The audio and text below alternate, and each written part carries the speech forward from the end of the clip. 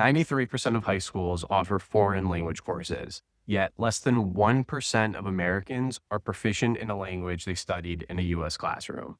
Why? Because the curriculum teachers are forced to follow is slow, boring, and stiff. Did I mention slow? Think about it. As a student, year one, you're locked into a beginner level class for 9 months. Then you have the intermediate level classes, which can span across 2 years. So, of course, you're going to lose interest before you get to the advanced stuff. It takes forever. Today, as someone who learned 3 languages as a busy adult, completely outside of a classroom, I'm going to give you 7 ways to radically accelerate your path to fluency, especially when applied together. Let's get to it. Number one, have meaningful motivation. This might sound cliche, but I've heard serious language learners, people who have taught themselves double-digit languages, admit to having given up on a language because they didn't have real motivation to keep going. It would be pretty cool to speak Italian is not enough.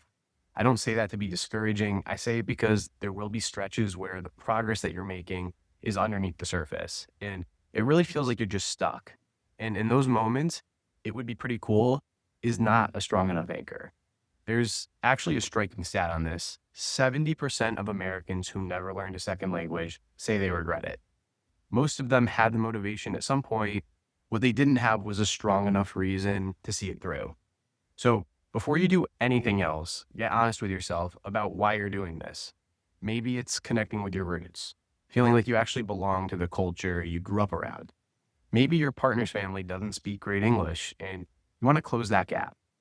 Maybe you need it for your career or you're planning a trip and you want a completely different experience than the average tourist. Maybe you're just fascinated by the culture, the food, the music, the cinema, and the language is the door into all of that.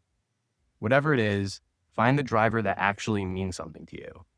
The more personal it is, the more durable it is. And durability is everything in this process. Number two, be consistent.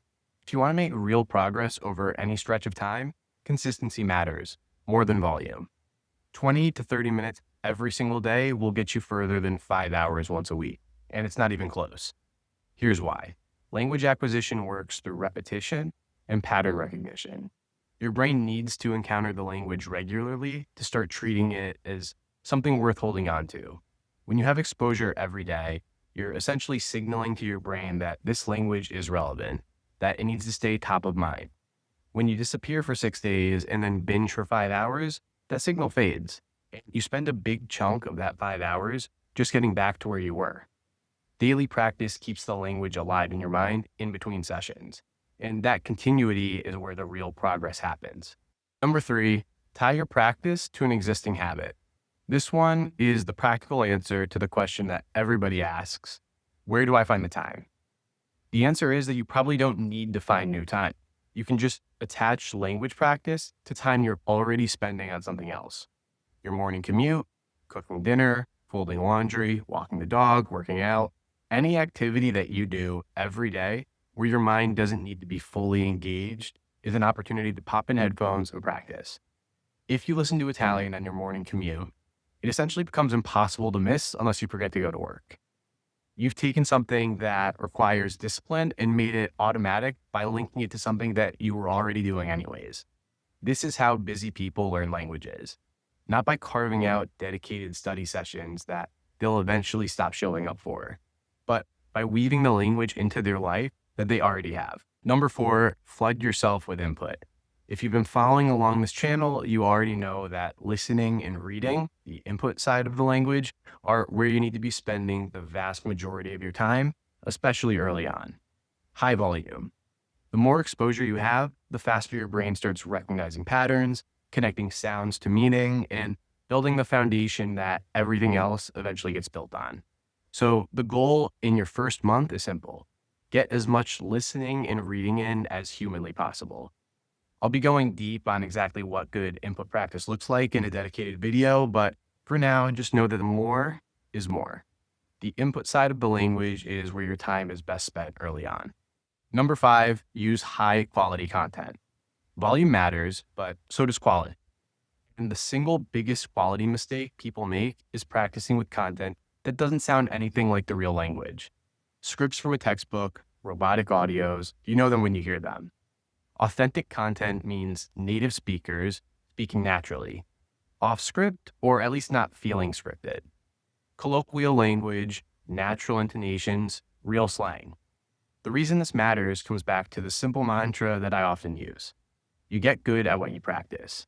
If you spend your time listening to slow, robotic, textbook audio, that's what your ear gets trained for. And when you encounter real speech, it sounds like a completely different language.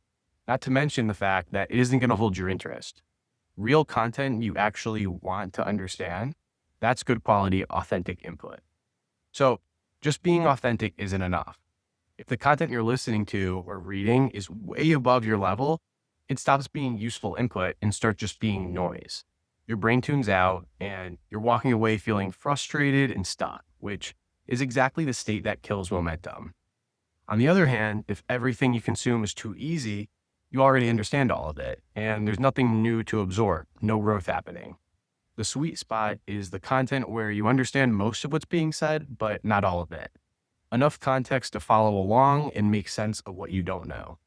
That gap between what you understand and what you don't is exactly where acquisition happens. That's where your brain is working naturally. Number 6, make it enjoyable. This one is two things at once. First, if you don't enjoy it, you won't see it through. And I can say that with complete confidence. The process is too long for willpower alone to carry you. At some point, the novelty wears off, life gets busy, and the one thing that keeps you showing up is that you actually want to. So finding content that you genuinely enjoy isn't a luxury, it's a requirement. Second, the more you enjoy it, the more you'll do it. This is where something interesting happens. If you set a goal of 30 minutes a day for Italian, but you find a podcast or a show that genuinely pulls you in, you can find yourself blowing past that, putting in hours with the language for no other reason than you want to. That's not discipline. That's just what happens when you're strategic about the content that you use and stop treating the language learning like a chore. The two things reinforce each other. Enjoyment drives consistency, consistency drives progress, and progress makes it more enjoyable. Once that flywheel starts spinning, it's hard to stop. Number 7, be willing to adapt. Most people start the language learning process with plan, and having a plan is a must. It gives you structure and something to follow. The problem is when the plan stops working and you keep following it anyways. I learned this firsthand when my fiance started learning Italian. I put together a solid 30-day plan that mimicked my learning method, laid it all out, felt good about it. Within a couple of days, it was clear that it wasn't clicking for her the way I'd imagined. The approach that made sense to me wasn't the right fit for how she learns. So we figured out what was tripping her up and changed directions. Once we did that, her confidence in the whole process shifted almost immediately.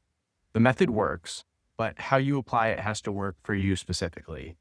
If a piece of content isn't holding your attention, find different content. If a routine isn't fitting into your life, restructure it. If something feels like it's working, lock it in. There's no single right way to do this. The only wrong move is rigidly sticking to something that isn't working because you committed to it at the start. Flexibility isn't failure. It's how you keep moving forward. Those are the 7. If you stack all of them together, real motivation, daily consistency, habit stacking, tons of input, high quality content, genuine enjoyment, and a willingness to adapt, you're already doing more than 99% of people. You're doing the right things, and that combination is exactly what makes a month of this practice worth more than a year of the normal approach. Now, I want to leave you with something I wasn't planning to put in this video, but I think it might be one of the most important things I can tell you. The honest reason most people never break through with a language is that they don't actually believe that they can do it. And I get it. I really do. Most of us have tried before and it didn't work. School didn't work. Apps didn't work. At some point, that belief just quietly solidifies and you stop before you even get close to a breakthrough. The only reason I was able to learn Spanish and German is that I'd already seen it through to the end with Italian.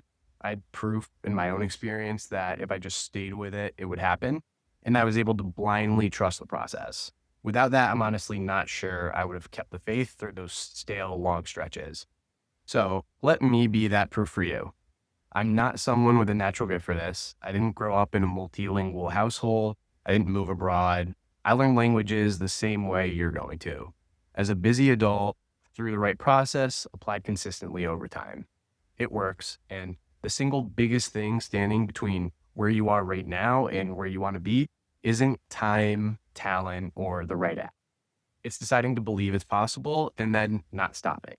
If this resonated with you, subscribe and stick around. Step by step, at your own pace. No textbooks, no stress.